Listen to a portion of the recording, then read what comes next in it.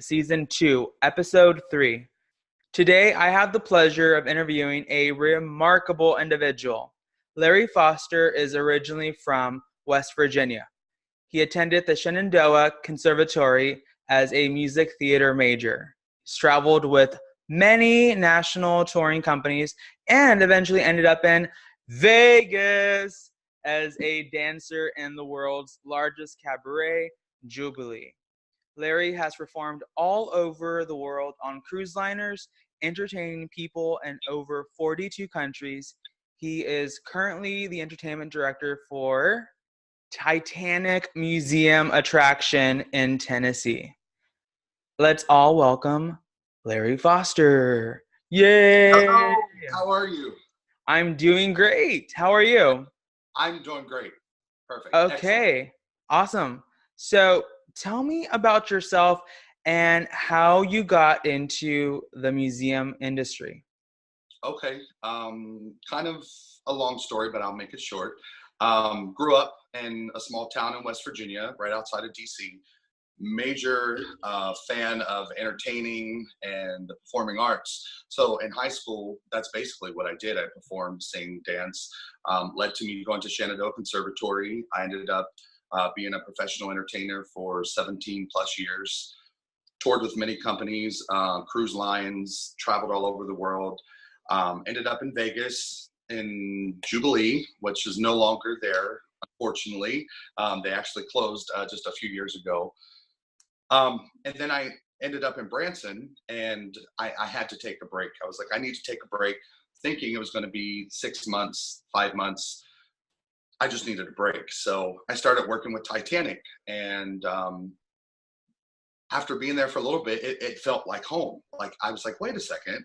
It's a great job. I enjoy the people. I'm still able to do some creative background with it. And so 9 years later, I'm still with the Titanic Museum.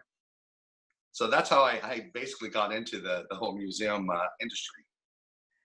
What's your favorite part about working at the world's largest museum attraction? I mean, when I think of the Titanic, I think of the movie, I think of James Cameron. I want to say there was a movie that Tim Curry was in the early 90s. But I think of all of that. So what is that like working in a large museum attraction like that? It's crazy. I'm going to say that first because people come in and they know about the incident. They know what happened. It's a ship that wrecked. Lots of people died. But what's really cool about it is when you start learning the individual stories and the passengers and the crew, and when you learn about them and their families and where they were going, what they were headed for, their past, their future. It's crazy because it puts it into a whole different perspective. It starts to become more of an emotional thing. You can connect to it because you put yourself in that situation. Probably my favorite thing about working with a Titanic museum is the children. I cannot tell you how many times we get just these small children that come in. They know everything about Titanic. They're ready. Wow. It's really cool. They know everything. They want to tell you about it. They want to question you about it. They want to check your facts to see if you know. That's the part that's really cool, is to see the younger generation really absorb and connect to a piece of history. I mean, there's so many great messages that you were talking about right now, but also the Titanic was that great age of immigration of people that had hopes and dreams and different types of aspirations. And I do think that that's an important topic to be discussed today in this political climate as well. So how is that promoted in what you do? I agree with you 100%. What's interesting is people think, Titanic, she was the largest man-made movable object in 1912. She was the first of her kind. She was the largest ship at that time period. And a lot of people think that it's just the rich, famous, and wealthy that were on Titanic, but it really wasn't. There's people that saved up their entire life savings to come to America for a new start, a new life. And what's cool is when you start learning about those third class passengers, they put everything on the line. This wasn't about a fancy cruise for them to come across come across the ocean to the United States. This was their chance to start a new life. Wow. And when you look at that and you realize it really gets to your heart. You know what I mean? It really pulls at your heart. The fact that there was so many people that were basically, immigrants coming to the United States on Titanic, it's something to be said. United States wouldn't be what we are today if it wasn't for immigrants. I know I wouldn't be here. So it's kind of cool when you look back. There's so much to it. Just that one ship can tell so many different stories.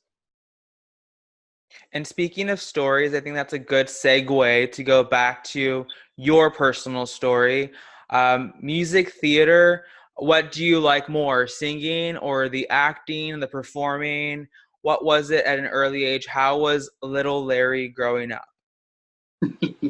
That's really fun that you said little Larry, because that's what my family calls me. My dad's name was Larry, so I'm Larry Jr., but they called me Little Larry, and it's the funniest thing because I'm 6'2".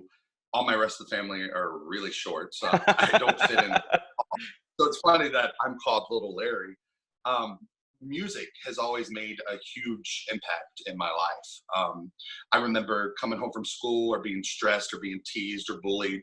I would come home, put music on, I'd sing. So I would have to say, like, my passion would be the singing part.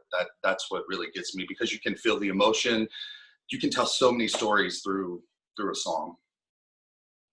Of all the different places that you toured, what was your most favorite place? I know you said you visited over 42 countries. What was one of the places that you said, oh my gosh, this is awesome, I think I want to stay here? There's two places. Barcelona, Spain. I fell in love with that city. España. Beautiful. Exactly. Yes. The architect there is amazing. The people are super friendly. I just really loved it. My second place would be the Mykonos, the Greek Isles. Oh my Absolutely. I gosh. could retire there and be completely And fine. you know what? Mykonos is making a comeback thanks to like MTV and, you know, I know, right? Lindsay Lohan. I mean, what are your thoughts on that? Tell me, what are your thoughts on that? Lindsay Lohan and the Mykonos and just everything about it. Um, wow, just wow. I mean, I used to follow Instagram and just see people like on the beach, it's just so luxurious, but so welcoming and just so awesome and fun. And what was your experience like there? Exactly what you just said. It was absolutely. Seriously, we would go to the beach with my friends, and by the end of the afternoon, you made friends with people from Italy. You made friends with people from Australia. They're still my friends today. So it's really cool. It's just being a tourist destination. The family atmosphere that's there is really cool. So I made tons of friends there, and I'm proud to say they're still my friends today. That's great. It is. It's pretty cool. I think that being in theater is one of the funnest things because it's, you have a family, like a close knit family that you get to tour with, but you also get to work and you see like the pre-production, the during the production, and then the end result, the teardown, right? Which is always kind of like that nostalgic, like, oh, I'm going to miss that set. It was such a beautiful set, it was a beautiful backdrop. And so the beginning, middle, and end, you're kind of with a family of people that are on stage, that are the crew, the people behind the scenes, down to like what I mentioned to you earlier, the ones that open up the curtain, close the curtain, and are walking the people to the aisles and the seats and everything. It's kind of like this really tight family. So when that's over, how does that kind of feel? I know that you make those friendships, but do you ever keep in contact with any of the people that you've kind of toured with early on in your career? Yeah, definitely. I definitely do. What's funny is the entertainment world, there's so many opportunities that are out there. And that's one thing that a lot of people don't realize. Like, there's so many opportunities. But when you get down to it, like, it really is a small community. So there's people that I might have worked with 10 years ago, and then randomly I'll show up at a job or start working with someone else, and next thing I know, they come walking in the door, and you just pick right back up where you left off. Here in Pigeon Forge, one of my really good friends, we've been friends for probably 20 plus years. I Hmm. haven't seen her for a long time. And randomly, she was hired to do the choreography for a show. So she's back in my life now. And actually, I'm going to her birthday party tonight. So Oh, it's really, wow. yeah, it's really cool. Awesome. Dancing or singing or both? What's your forte? Where do you feel most at home doing? Have you ever performed as far as like dancing in a show? You know what's funny? I consider myself more of a singer than a dancer, but I'm the type of person I like to challenge myself. Hmm. And after a while of performing, for some reason, I got this idea that I wanted to be a Vegas showboy. I thought it would be really cool. So when I finished a contract with one of the cruise ships I was on, I took some dance classes. I went to Vegas. I ended up auditioning for Siegfried and Roy, Oh, and made it. wow. And the casting director said, "Listen, you're way too tall to be in this show. However, the show Jubilee needs a guy. So I'm going to call over to Fluff, was her name. Hmm. Amazing woman. She's passed now, but she is like an icon in Vegas. Um, I got called in. I did a quick couple 8 count dances. And next thing I know, I was hired. I moved to Vegas and I wasn't a dancer. I wasn't a trained dancer. So I found myself dancing next to people that were from the American Ballet Company and from Alvin Ailey. And I kind of worked my way up where I was doing featured numbers, and it just pushed me to work hard and to accomplish something that I wanted. So it's actually really cool. That's awesome. Little Larry from West Virginia, right? Making it Exactly. making it in Las Vegas, which is kind of like a dream come true for many little boys and little girls that live like in rural communities and wondering, is it possible? Exactly. And you know what? It is possible. I'm going to tell you, it is possible. If you can dream it, you can do it. I can't tell you. I wish I could play back for you what is in my memory. I remember because the cast was already together. The show was going on. I was actually replacing a male dancer who was going to dance for Celine Dion at the time. So I was coming into a cast that was I know, right? Crazy. Wow.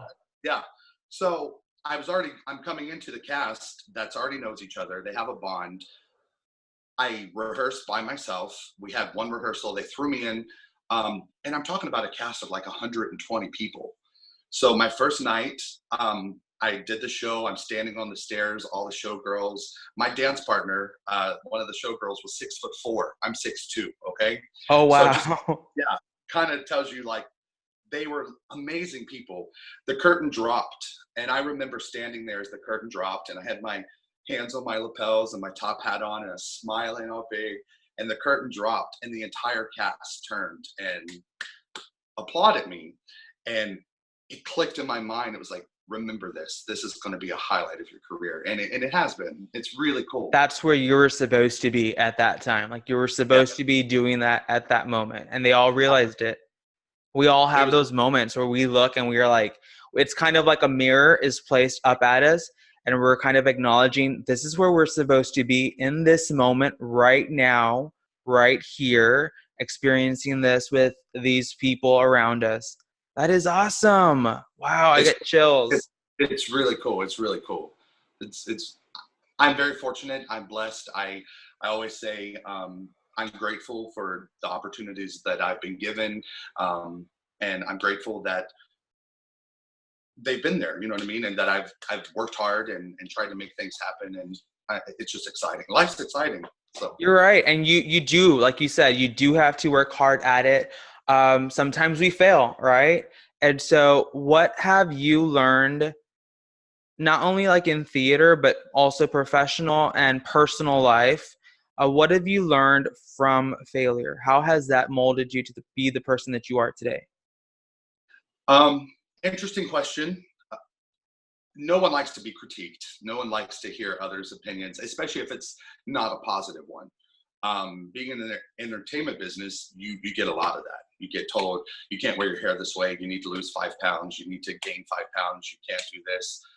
When it comes down to it, you look at yourself. And I've always taken negatives and tried to turn them into positives. It's not um, it's not a personal attack. by any means.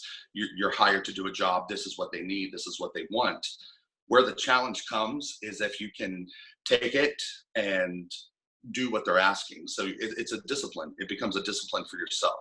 It becomes a chance for you to look at yourself, analyze what you're doing, if you want to do it, and making options. There's been times that I was asked to do something and I disagreed, but because I was under contract, I had to do it. But in the long run, I grew from it. You know what I mean? It pushed me out of my comfort zone. It pushed me into a place that I would have never been. So that as a whole makes you grow as a person.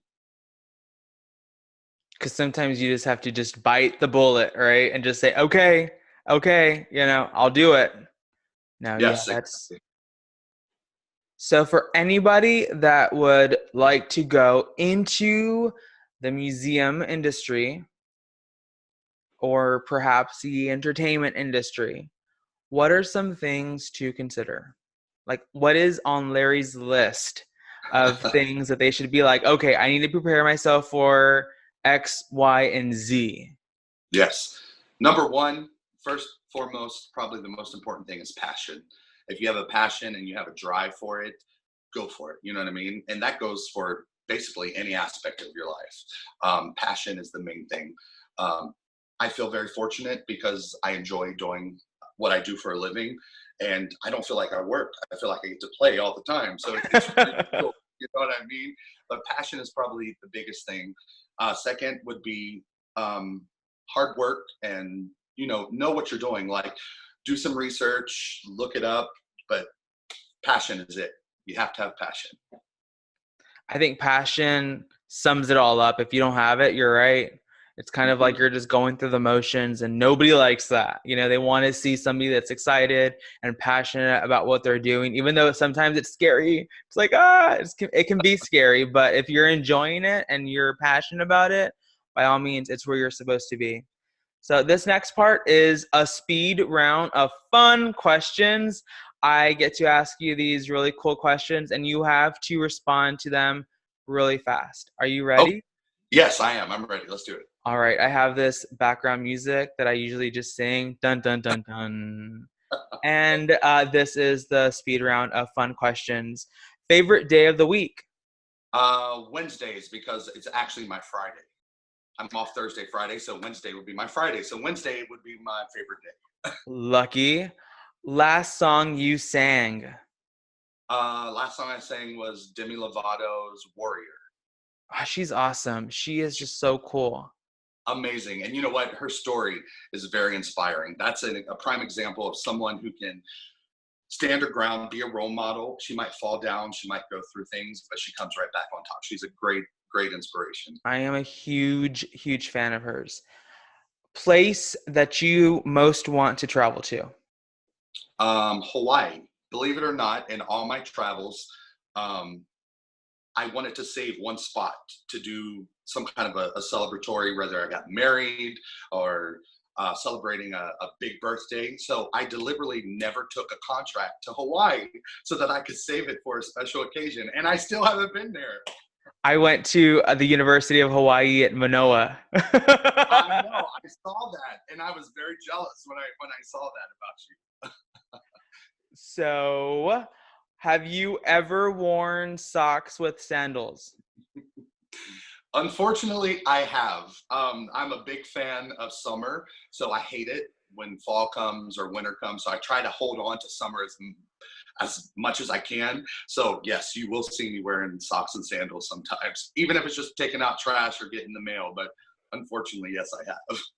It's like, I can't control the weather, but I can control the socks that I put on with my sandals, right? Exactly.